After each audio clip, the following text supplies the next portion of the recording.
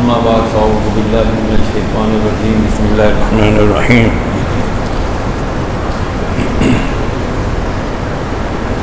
قال اللہ تعالی فی القرآن المجید والفرقان الحمید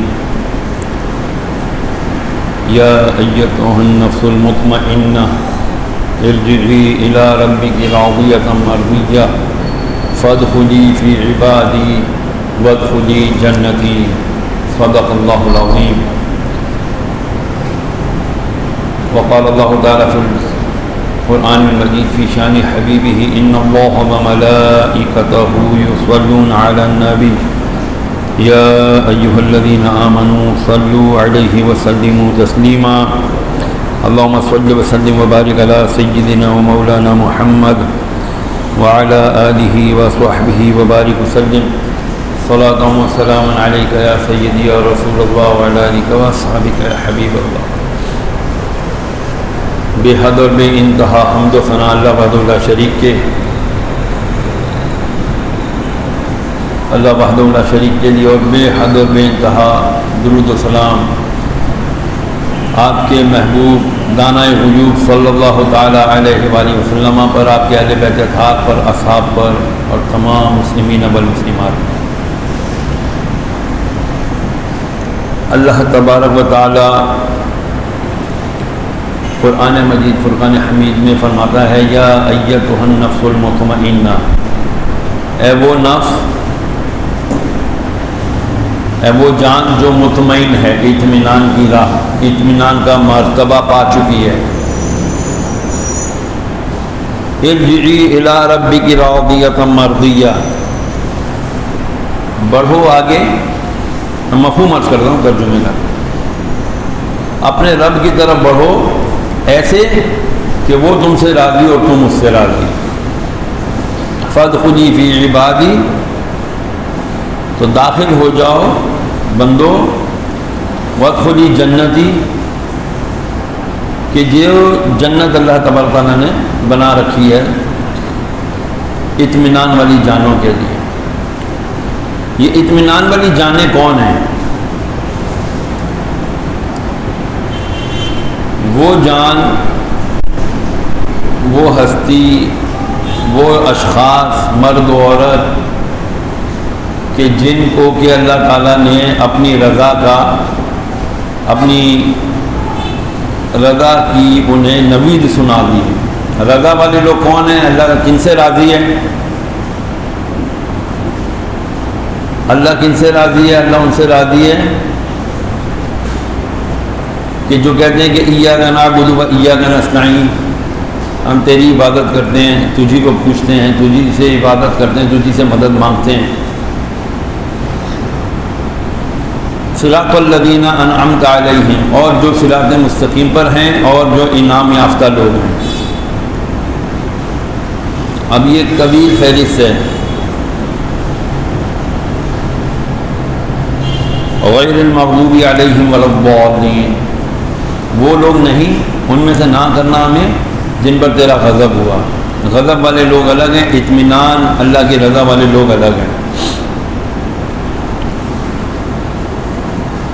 حضور نبی کریم علیہ الصلوۃ والسلام کی حدیث مبارکہ مفہوم، مطلب حدیث مبارکہ الدنیا مزرعۃ الآخرہ، او کما قال رسول اللہ علیہ الصلوۃ والسلام کہ دنیا آخرت کی کھیتی ہے. کہ کھیتی کیا ہوتی ہے کہ جی ایک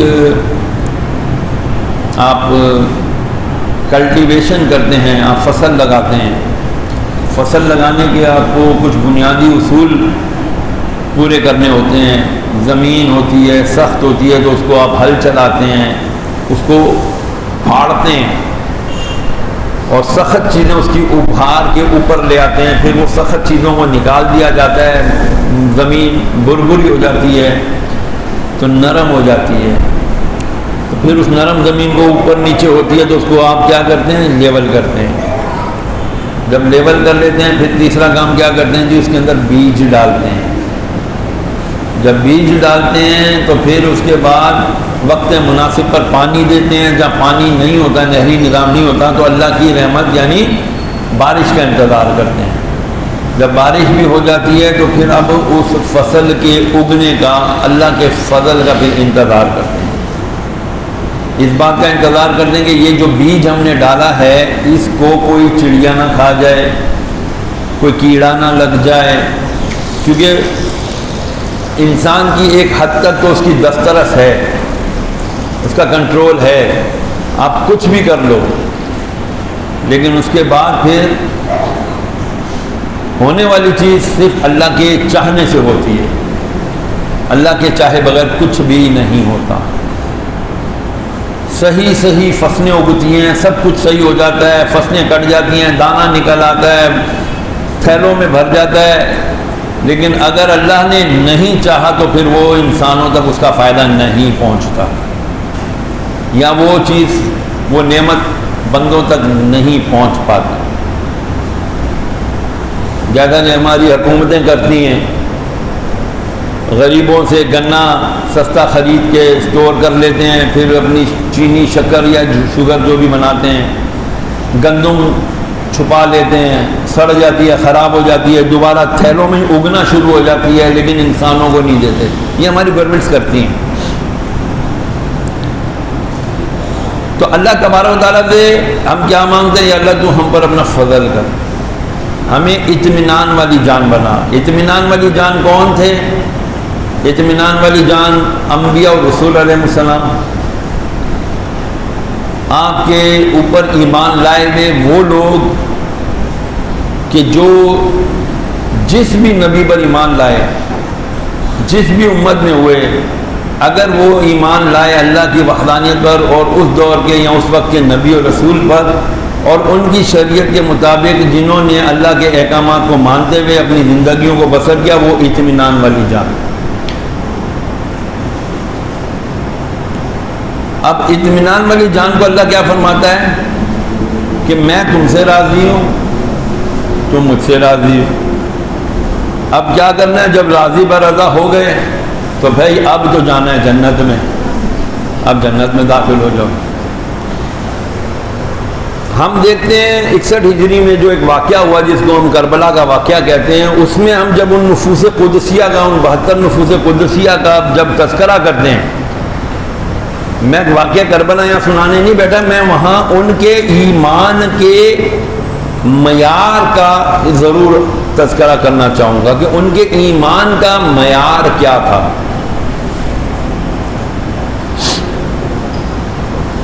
اور جسے ہمیں فالو کرنا چاہیے، جسے ہمیں سوچنا چاہیے، سمجھنا چاہیے۔ آج ہمارے ایمان کا معیار کیا ہے؟ آج ہمارے ایمان کا معیار یہ ہے کہ ہمیں ذرا سا کسی بھی قسم کا غم، تکلیف، کوئی خوف لاحق ہو جائے تو ہم فوراً پٹری سے اتر جاتے ہیں، صراط مستقیم چھوڑ کے ہم حلال اور حرام کی تمیز کھو بیٹھتے ہیں۔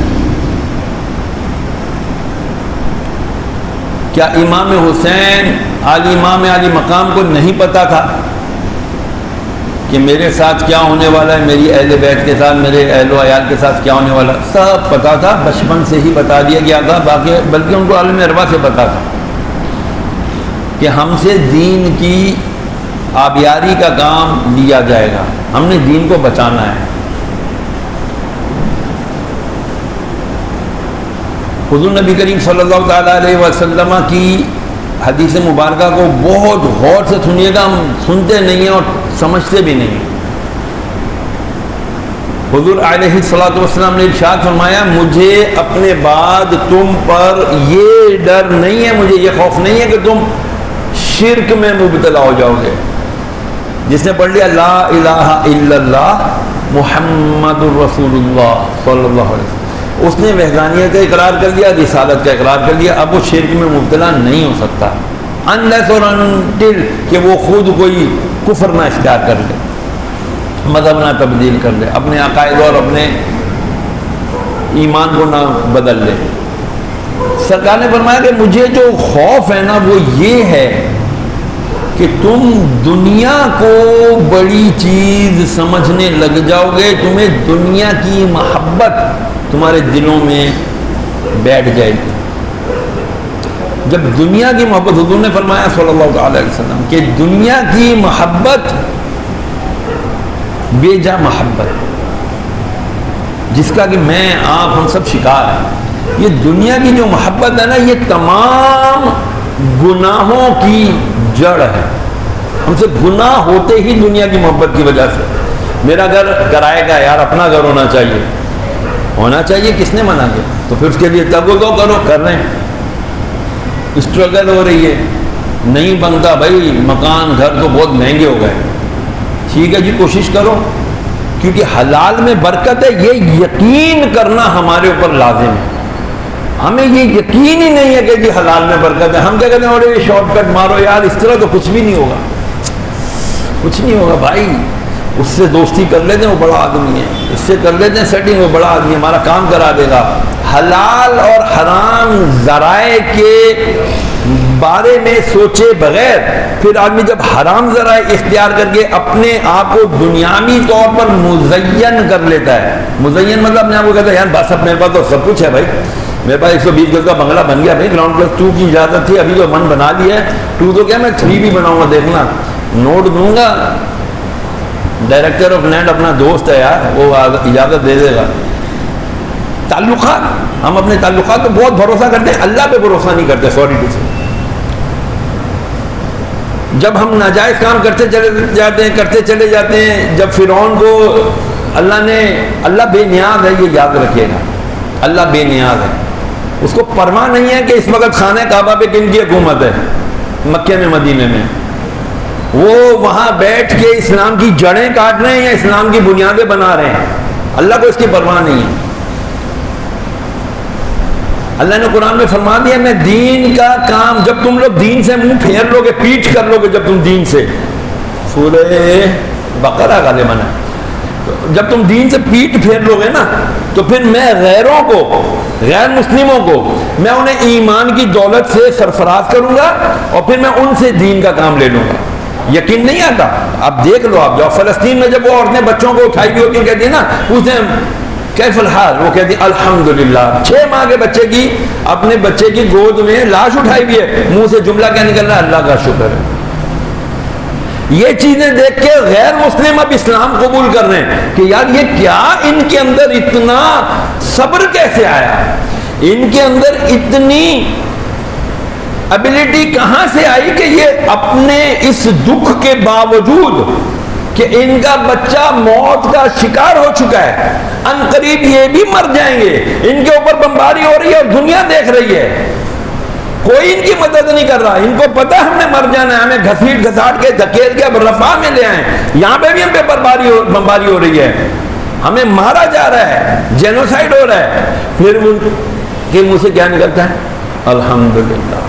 تو جاؤ اٹھا کر کے دیکھ لو، ویسٹ سارا مسلمان ہو رہا ہے، ویسٹ سارا مسلمان ہو رہا ہے، اور ہم مسلمان کے رہنے والے ہمارے ایمان کمزور ترین ہوتے چلے جا رہے ہیں، کیونکہ ہمیں دنیا نے کھیر لیا.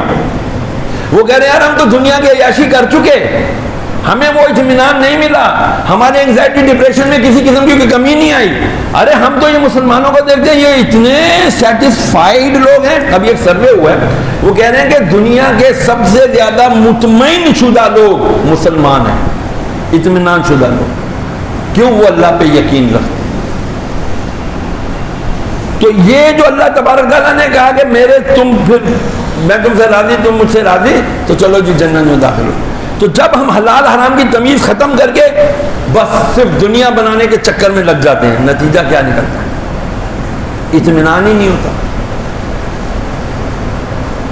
ایک بادشاہ تھا، اس کا ایک مزدور کام کرتا تھا، بادشاہ دیکھتا رہتا تھا کہ یار وہ اینٹیں اٹھا کے اوپر پھینکتا تھا، دوسرے مالے پہ، پھر تیسرے مالے پہ، پھر چوتھے مالے پہ، وہ سب ایکوریٹ گرتی تھی، کوئی اینٹ اس کی مس نہیں ہوتی تھی، وہ بالکل اوپر اس فلور پہ اس بندے کے پاس دوسرے مزدور تک پہنچتی، وہ کیچ کرتا، لگاتا چلا جاتا. کہتا یار یہ کیا ہے، اس کو بلاؤ. آیا، جی بھائی تم اتنا ایکوریٹ کام کیسے کرتے؟ کہتا جی مجھے ٹینشن کوئی نہیں ہے نا جی، ٹینشن کوئی نہیں ہے میرے کو. گزارا ہوتا ہے عجیب الحمدللہ اللہ کا شکر ہے. کتنی تنخواہ ملتی ہے بھائی, اتنی دیہڑی ملتی ہے, خوش ہوں جی اللہ کا شکر, بیوی بچے بس جیسے گزارا کرتے ہیں, اللہ کا شکر کرتے ہیں, اللہ پیٹ بھر کے سلا دیتا ہے, مسئلہ نہیں. وزیر کو کہتا ہے یار یہ کیا ہوگا, اس کو کیا ہے, ہم اتنا کچھ مال اسباب ہو کے بھی ہم کو سکون کی نیند نہیں آ رہی, یہ مزے سے سوتا ہے. کہتا ہے صبر کرو, یہ ابھی 99 کے پھیر میں نہیں آیا ہے, 99 کے پھیر میں نہیں آیا ہے. بولے یہ 99 کا پھیر کیا ہوتا ہے؟ بولے صبر کرو, آپ اس کو کل بلانا اپنے پاس اور اشرفیاں منگوانا, 99 گن کے اشرفیاں اس تھیلی میں ڈالنا, کہنا یار ہم تیرے سے بڑا خوش ہیں, یہ لے تھیلی, یہ تیرا انعام ہے بھائی. اچھا وہ انعام اس کو بلاتے ہیں, کیا بھائی ہم تیرے اطمینان سے بڑا خوش ہوئے, ہمیں بڑا اچھا لگا, تو بڑا ایماندار آدمی ہے بھائی, تیرا اللہ پہ بڑا بھروسہ ہے, یہ لے ہم نے تجھے جو خوش ہو کے انعام دیا. کہتا ہے جی بڑی مہربانی. جیب میں رکھتا ہے, کام کرتا ہے, کام کے بعد گھر جاتا ہے, گھر جا کے تھیلی کھولتا ہے, ابھی اشرفیاں 1 2 3 90 99 تھیلی کھولتا ہے, پلٹتا ہے, گرتے 99 یار بادشاہ نے دیے 100 ہوں گی یار, 99 کیوں ہیں؟ باہر نکلتا ہے, ادھر ڈھونڈتا ہے, ادھر ڈھونڈتا ہے, بیوی کو بلاتا ہے, کہتا ہے دیکھ یار گھر میں ادھر ادھر کوئی اشرفی تو نہیں گری, کیا پتا گر کے ادھر ادھر چلی گئی ہو. نہیں, پورا گھر چھان مارتا ہے. اچھا اب دوسرے دن جاتا ہے کام پہ, اب پھینک رہا ہے, میں سو رہی ہے. دوسرے مالے پہ اینٹ پھینک رہا ہے, وہ ادھر جا رہی ہے, ادھر جا رہی ہے. اب یہ دیکھ رہا ہے مردے سے, وزیر ہنس رہا ہے. بادشاہ کہتے ہیں یہ کیا ہوا ہے؟ کہتا ہے بادشاہ سلامت, پہلے اس کا اللہ پہ بھروسہ کامل تھا, اطمینان تھا, اس کو کوئی فکر نہیں تھی. اب اس کو فکر ہے کہ یار بادشاہ نے جو مجھے, اچھا جو اطمینان سے پھینکا تھا سب چیزیں اپنے ٹائم پہ اپنے مقام پر پہنچ رہی تھی, اب اس کو وہ ایک اشرفی 99 کے بعد 100ویں اشرفی اس کے ذہن میں پھنس گئی ہے, یار 100ویں اشرفی کی طرح ہے. اب یہ پھینک رہا ہے, توجہ کدھر ہے؟ 100ویں اشرفی کی طرف. یہ 99 کے 99 کے پھیر میں اب یہ گھوم گیا, اب یہ غرق ہو گیا. ہمارا ایسا حال ہے کہ نہیں ہے یہ بتائیں یار, بس یہ بچت ہو جائے. ہم سب اس وقت بجلی کے بل بھرنے ہیں, بجلی کے بل بھرنے ہیں. یہ کوئی نہیں کرے یار, کیوں بھرے بھائی؟ میرے کسی نے مجھے کہا یار 55,000 کا بل آ گیا. میں کہا یا اللہ 55,000, بڑا چیخا جا کے کہ کسی نے, کوئی نہیں بھائی, بل تو بھرنا پڑے گا. اوپر گیا مینیجر کے پاس, مینیجر نے سمجھدار آدمی تھا, اس نے بولا اس کو ابھی سیدھا کرتا ہوں. بے وقوف تو ہیں نا ہم لوگ سارے, سوری ٹو. بولے ادھر آ بھائی, تو کیوں گھبراتا, ہم لوگ تھوڑی کچھ کر رہے ہیں یار, ہم نے تو اپنی دیر کے الیکٹرک والوں نے تیرا کتنا بل ہے ادھر دکھایا اوپر, کنزمپشن آف دی انرجی 33,000. ارے ہم نے تو دیر سے تیرے وہی 900 800 جتنے یونٹ سے اس کے پیسے لیے, تو نے یونٹ زیادہ بڑھا دیا, اس لیے تیرا ٹیرف بڑھ گیا, 42 روپے سے تیرے ہم نے یونٹ چارج کیے. 33,000 تو تیرا بل ہے, ابے 22,000 25,000 تو تیرے اوپر, 22,000 پہ تو ٹیکس مار دیا حکومت نے.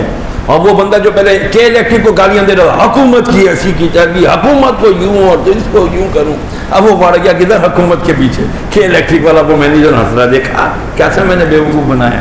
اور ہم سب بے وقوف, ہم بھرے جا رہے ہیں. کوئی یار 2,000 پہ بھیج دے, یار 10,000 پہ بھیج دے, یار بل بھرنا کل آخری تاریخ ہے. ایسا ہے کہ نہیں؟ لوگ ویڈیو بنا رہے بیٹی کی بالیاں پہ, ابے کیوں بیچی بھائی؟ ہاں بھائی, اب آپ بولو گے مولوی پاگل ہو گیا کیا, نہیں بیچیں گے, بجلی کاٹ کے چلے جائیں گے وہ لوگ, پھر آپ کنڈا لگاؤ گے, پھر یہاں سے خرابی شروع. جب آپ انصاف اور عدل کے خلاف جب کوئی کام ہو رہا ہوتا ہے, جب آپ اس کام کے خلاف نہیں بولتے, دین پھر خرابی شروع ہو جاتی. امام علی مقام امام حسین علیہ السلام کو جب مکے میں تنگ کیا, پہلے مدینے میں تھے, مدینے میں تنگ کیا گیا, آپ سمجھ گئے اب میرا خون گرائے بغیر ان کو سکون نہیں ملنا. آپ نے کہا یار مدینے میں خون خرابی نہیں ہونی چاہیے. آپ نے حج کا ارادہ کیا, آپ چلے گئے. رجب میں یہ سفر شروع کیا, رجب شعبان رمضان اور پھر حج کا سیزن آیا, تو 8 ذی الحجہ کو آپ نے پھر وہاں سے سفر اختیار کیا. حج کا جو ہے نا احرام آپ نے چینج کیا عمرے میں, کیونکہ وہ مکے میں آ گئے تھے, اندر ہی اندر سازشیں ہو رہی تھیں. آج ادھر اگر نظر آئیں گے نا, اس والی اسٹریٹ پہ نظر آئیں گے, اسے قتل کر دیں گے ان کو. شمر نے کہا بھائی قتل کرنا ہے, او بھائی وہ ہم کو کہہ رہا ہے یا تو بیعت کراؤ یا پھر ہمیں اس کا سر لا کے دیں. بیعت کیوں کروانا چاہتا تھا؟ کبھی ہم نے اس کے اوپر سوچا؟ بس اب اس بات کو ہم یہیں پر کلوز کرتے ہیں. اطمینان کی جان کیا ہوتی ہے، اس کو آج اللہ کرے ہم سمجھ جائیں. حضرت امام حسن نے صلح کی تھی حضرت امیر معاویہ رضی اللہ عنہ سے. پتہ ہے نا یہ بات کہ نہیں پتہ؟ یہ بھی برحال یہ ہے کہ جب حضرت علی رضی اللہ عنہ کی شہادت ہو گئی، اس کے بعد حضرت امام حسن رضی اللہ تعالیٰ عنہ کو خلافت دی گئی. حق بھی تھا ان کا، ان کو دی گئی. تو پھر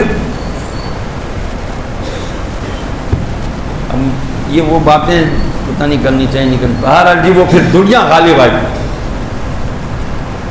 پھر وہ چمچوں کھڑچوں نے کہا کہ بھائی آپ کاتب وحی ہو، آپ تو اتنے پرانے ہو، آپ سب سے سینئر ہو، آپ سب سے عمر میں زیادہ ہو، علم و فراست میں زیادہ ہو، حسن تو جوان ہے، آپ کو خلیفہ ہونا چاہیے. کرتے کراتے ہیں بہرحال ایک سازش ہوئی اور حضرت امام حسن سے کہا گیا کہ بھائی آپ جو ہے نا امیر معاویہ کو جو ہے نا خلافت دے دو. آپ کو پتا تھا نانا جان نے ایک بات کہی تھی کہ میرا یہ بیٹا حسن مسلمانوں کے 2 گروہوں میں صلح کرائے گا. آپ نے صلح کرایا، آپ نے کہا ٹھیک ہے یار میں خلافت چھوڑتا ہوں، امیر معاویہ کو دیتا ہوں. امیر معاویہ کو دے دی. اب معاویہ کے بعد اس کا بیٹا یزید کہہ رہا اب تو میرا حق ہے میں لوں گا. امارت تو مل گئی، امامت اپنے پاس رکھی امام حسن نے. 2 چیزیں، امارت امیر ہونا، امیر المومنین ہونا. یزید جانتا تھا کہ میرے پاس امارت تو آ جائے گی، میں بائی فورس لے لوں گا، لیکن یار مجھے امامت بھی چاہیے. جو امام علی مقام مولا علی مشکل کیا، جو سید الامام ہے، سب سے پہلے امام انہوں نے جب حسن کو ملی دوسرے امام، اب تیسرے امام ہمارے امام حسین ہیں. امام حسین کو اس نے کہا نہیں یار مجھے بیعت تو ان سے امامت بھی لو، کیونکہ لوگ میری بیعت تو کریں گے لیکن میری عزت نہیں کریں گے، کیونکہ میرے پاس امامت نہیں، میں تو شرابی حرامی ہوں، میں پتہ نہیں میں تو کیا کیا کھاتا پیتا ہوں، میں تو خنزیر بھی کھاتا ہوں، میں تو زنا بھی کرتا ہوں، شراب بھی پیتا ہوں، مجھے تو اس کی امامت بھی چاہیے. نہیں تو یہ اگر امامت یہ لے گیا تو لوگ تو مجھے تھو تھو کرتے رہیں گے. یہ بات اس کو پکے اچھے سے پتا تھی. تو یزید امارت لینے میں تو کامیاب ہو گیا، امامت لینے میں کامیاب نہیں ہوا. اسی لیے تو اقبال نے کیا خوب کہا تھا، سبق پھر پڑھ صداقت کا، شجاعت کا، عدالت کا. کیوں؟ اس لیے کہ لیا جائے گا تجھ سے کام پھر دنیا کی امامت کا. تو نے دنیا کا امام بننا ہے. امام حسین کوئی یہ نہ سمجھے کہ امام حسین مظلوم، ظلم ہوا ان پر. ان کے پاس بڑی اچھی رخصت تھی، مدینے میں بیٹھے رہتے، بہترین گدی لگاتے، بہترین وہ گدی نشین ہوتے سرکار صلی اللہ علیہ وسلم کے، دیکھ چڑھاوے چڑھتے، چادریں چڑھتی، پتہ نہیں کیا کیا لوگ دیتے، بڑی عالی شان زندگی گزار سکتے تھے. دین نہیں بچتا، لیکن پھر دین نہ بچتا، اس طرح دین کا حق اور باطل کا فرق ختم ہو جاتا. پھر ہر طاقتور، جیسے اب ہم پر طاقتور حاکم ہے، ہماری بات ہی کوئی نہیں سنتا.